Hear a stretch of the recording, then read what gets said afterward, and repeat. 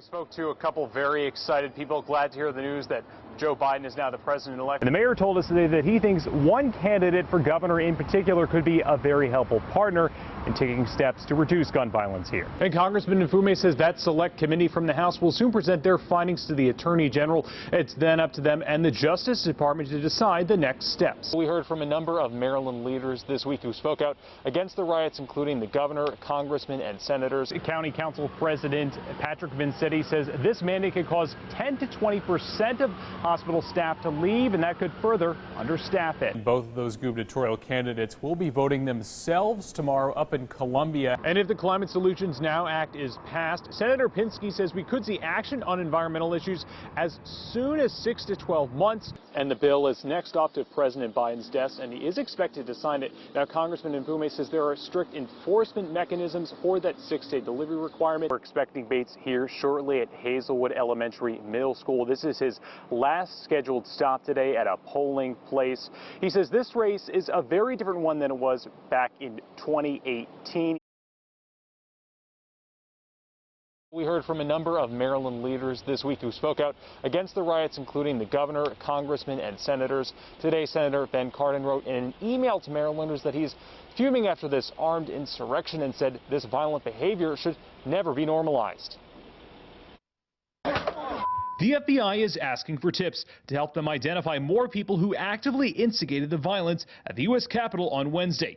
Dozens of photos of those involved have been released, and the FBI Baltimore field office tweeted that the agency is accepting digital media that depicts rioting or violence in and around the Capitol. On Saturday, Maryland U.S. Senator Ben Cardin wrote in a letter to Marylanders that no one should have been too surprised that it came to this. The horrendous images we have all witnessed were the natural culmination of years of divisive, racist, and selfish language coming from Donald Trump. We want our country back! Governor Hogan says the riot was an attack on the rule of law. We need leadership right now, and we need to stop all of this craziness. On Wednesday, he mobilized Maryland state troopers and the Maryland National Guard to protect the Capitol, but was initially denied approval to send them. We had a little back and forth trying to get that authorization. In the meantime, we did not hesitate. We continued to mobilize. It took an hour and a half to get approval, and Hogan says he doesn't know why there was a delay.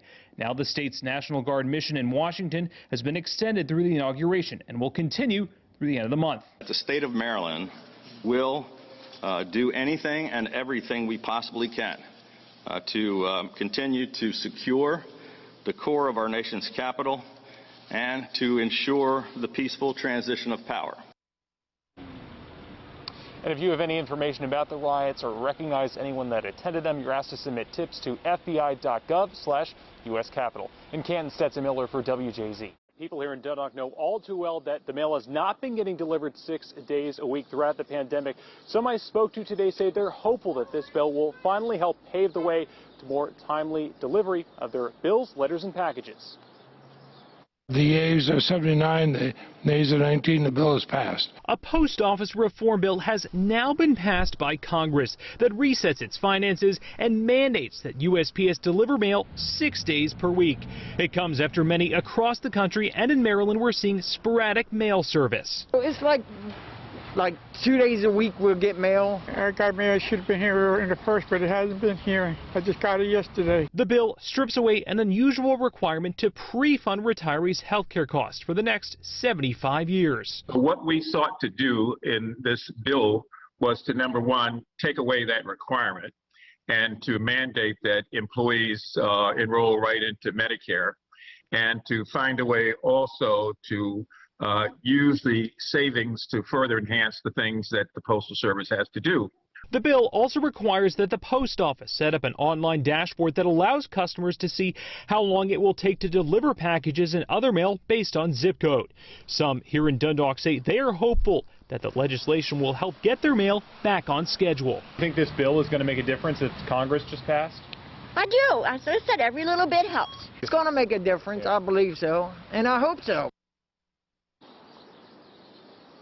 And the bill is next off to President Biden's desk, and he is expected to sign it. Now, Congressman Mfume says there are strict enforcement mechanisms for that 6-day delivery requirement, and he says we should see that start to happen over the next few months.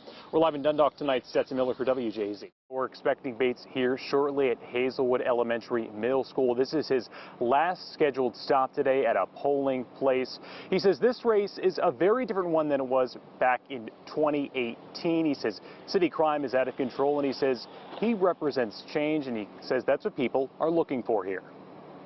Attorney Ivan Bates is vying again to be the next top prosecutor in Baltimore City. He's up against incumbent Marilyn Mosby and Thuru Vignarajah, a repeat of the last city state's attorney race in 2018. It's the same candidates, but it's a different race. Crime is absolutely out of control, and when I talk to the voters and the people, they want change.